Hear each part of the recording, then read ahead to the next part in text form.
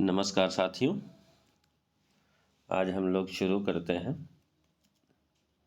आगे बढ़ते हैं। पृथ्वी की उत्पत्ति से संबंधित जो भी संकल्पनाएं हैं, सबसे पहले जान लेते हैं कि ये जो संकल्पनाएं हैं, ये वैज्ञानिक संकल्पनाएं हैं। इन वैज्ञानिक संकल्पनाओं को दो भागों में हम बांट सकते हैं या बांटा गया है: अद्वैतवादी संकल्पना और द्वैतवादी संकल्पना। अद्वैतवादी संकल्पना वो है जिसमें ये बताया गया है कि जो भी पृथ्वी की उत्पत्ति है उसमें उस उत्पत्ति के लिए केवल एक ही तारे जिम्मेदार हैं,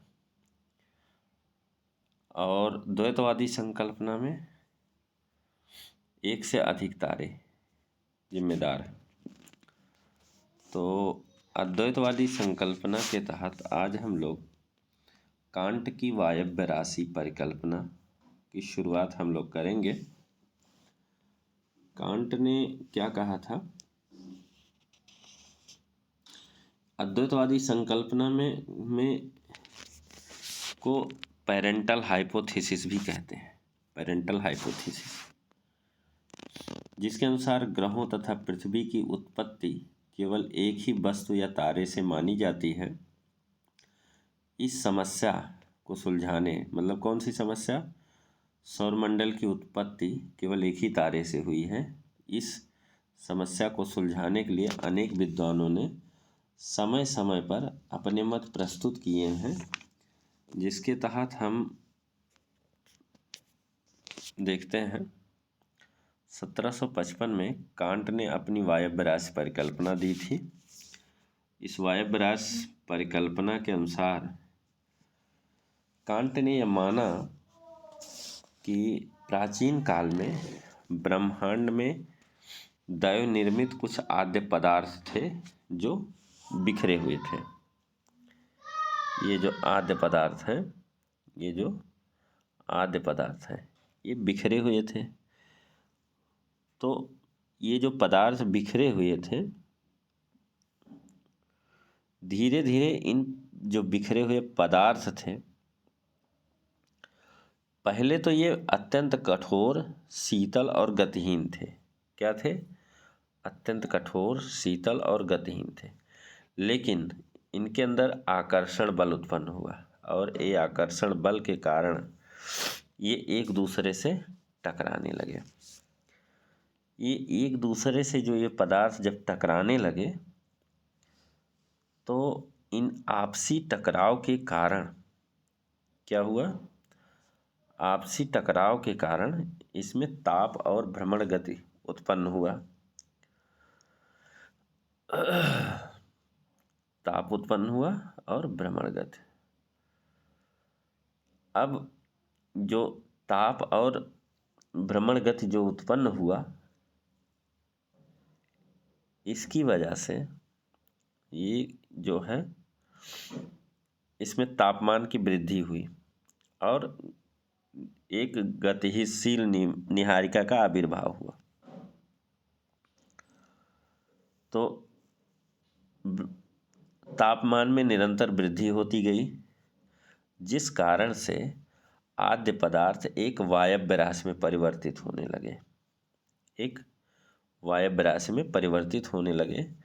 ताप तथा भ्रमण गति के परिणाम स्वरूप प्रारंभिक शीतल तथा गतिहीन वायव्य पदार्थ एक तप्त तथा गतिशील नीहारिका में बदल गया। जो पहले जो है शीतल था या गतिहीन था, वो अब तप्त हो गया और गतिशील नीहारिका में बदल गया। अब तापमान में निरंतर वृद्धि होती गई।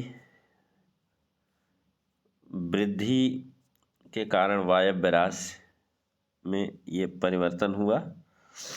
नीहारिका के जो ताप का आविर्भाव हुआ, आविर्भाव के साथ घूमने लगी। ये जो नीहारिका है, ये ताप के कारण घूमने लगी और इसके आकार में वृद्धि होने लगी। नीहारिका के आकार में वृद्धि होने लगी। इस प्रकार निहारिका इतनी तीव्र गति से घूमने लगी और उसके घूमने की वजह से एक केंद्र प्रसारित बल उत्पन्न हो गया। और जो ये केंद्र प्रसारित बल उत्पन्न हुआ, इसके घूमने से जो बल उत्पन्न हुआ, तो इससे जो निहारिका है ये वाली, इससे एक छल्ला अलग हो गया। इसी तरह से ये जो छल्ले अलग हुए, कई छल्ले अलग हुए, कई छल्ले अलग हुए, कई क्या 9 छल्ले अलग हुए। उस समय जो है 9 ग्रहों की बात की गई है कि इस घूमने की वजह से एक केंद्र प्रसारित बल उत्पन्न हुआ, जिसके कारण उसमें से छल्ले, उस निहारिका से एक छल्ला अलग हो गया और इसी तरह कुल 9 छल्ले निकल गए। धीरे धीरे छल्ले के पदार्थ जो है एकत्र होकर ठोस होने लगे। इस तरह 9 छल्लों के 9 ठोस पदार्थों का निर्माण हुआ, जो आगे चलकर 9 ग्रह के रूप में बदल गए। उस समय तक 9 ग्रहों की ही मान्यता थी। इस प्रकार कांट के अनुसार पृथ्वी की उत्पत्ति केंद्र प्रसारित बल द्वारा निहारिका से अलग हुए छल्लों के पदार्थों के एक स्थान पर गांठ के रूप में जमकर होने से हुई। मतलब जो छल्ले निकले वो उसके पदार्थ एक इकट्ठा हो गए और ठोस हो गए, और जमने से जो है ग्रहों का निर्माण हुआ।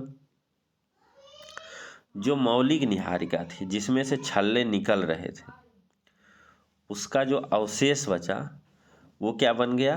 वो सूर्य बन गया, सूर्य बन गया। अब यही प्रक्रिया इन 9 ग्रहों से भी दोहराई जाने लगी। ये 9 ग्रह का जो वो था, ये भी गति करने लगे और इनसे भी जो है छल्ले निकल करके फिर इनके जो पदार्थ हैं वो ठंडे होने लगे। फिर ग्रहों से इसी तरह उपग्रहों की उत्पत्ति हुई, तो जिसमें प्रत्येक छल्ला के सभी पदार्थ एक स्थान पर घनीभूत होकर उपग्रह बन गए। इस तरह जो है सारे सौरमंडल का निर्माण हो गया। तो अब देखते हैं कि कांट महोदय ने ऐसी क्या कमी की। कांट महोदय का अगर हम लोग मूल्यांकन करें तो क्या जो है वो पूरा खरे उतर रहे हैं? तो ये कांट महोदय ने पृथ्वी की उत्पत्ति की समस्या के समाधान के लिए विज्ञान के तथ्यों का सहारा लिया था, तथापि इनका मत वर्तमान में आधारहीन प्रमाणित कर दिया गया। क्यों? क्योंकि इसमें कई तथ्य गणित के नियमों के विपरीत थे। जैसे नंबर 1 अगर हम बात करें तो इन्होंने सर्वप्रथम यह आरोप लगाया जाता है, किस पर? इन पर, कि जो कणों के आपसी टकराव है, जो टकराव होता है, टकराव के कारण जो है भ्रमण गति नहीं उत्पन्न होती है या भ्रमण गति पर कोई प्रभाव नहीं पड़ता। इस प्रकार निहारिका की जो निरंतर गति वृद्धि है, ये जो गति वृद्धि है निहारिका की, ये त्रुटिपूर्ण है, त्रुटिपूर्ण है। दूसरा, कांट की यह परिकल्पना थी कि आद्य पदार्थ में गति कणों के आपसी टकराव से हुई। तो कोणीय आवेग की स्थिरता के सिद्धांत, कोणीय आवेग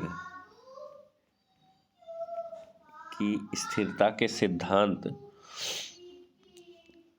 के विपरीत है, क्योंकि आपसी टकराव से गति नहीं उत्पन्न हो सकती। दूसरी चीज कोणीय आवेग की स्थिरता के सिद्धांत के विपरीत है। तीसरी चीज क्या था कि कांट की जो यह धारणा थी, क्या, कि निहारिका के आकार में वृद्धि के साथ गति भी बढ़ती गई। तो इस जो सिद्धांत के उपयुक्त सिद्धांत के विपरीत है, क्योंकि कोणीय आवेग की स्थिरता के सिद्धांत के अनुसार यदि आकार बढ़ता है तो गति घटती है। इन्होंने कहा कि तापमान के कारण और गति के कारण जो है आकार में वृद्धि हुई, तप्त मतलब जो शीतल था वो तप्त होता गया। तो जब आकार बढ़ेगा तो गति घटेगी, और यदि गति बढ़ती है तो आकार घटेगा। तो इस प्रकार वह मूल आधार ही जिस पर कांट की परिकल्पना आधारित है, गलत प्रमाणित किया जाता है। कांट की जो ये परिकल्पना का महत्व इस बात में है कि उन्होंने इस क्षेत्र में प्रयास करके आगे आने वाले विद्वानों के लिए मार्ग प्रशस्त किया। तो इस तरह से ये जो कांट की परिकल्पना हुई, इसको आज हम लोगों ने देखा। इसी तरह से लाप्लास और जेम्स जीन्स की भी परिकल्पना को देखेंगे। तो आज के लिए इतना ही। धन्यवाद।